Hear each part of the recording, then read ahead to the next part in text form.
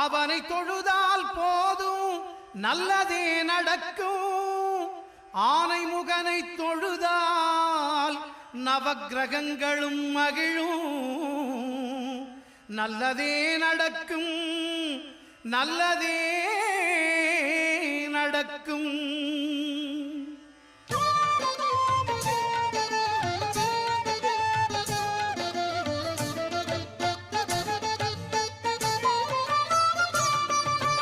ஒன்பது கோளும் ஒன்றாய் காண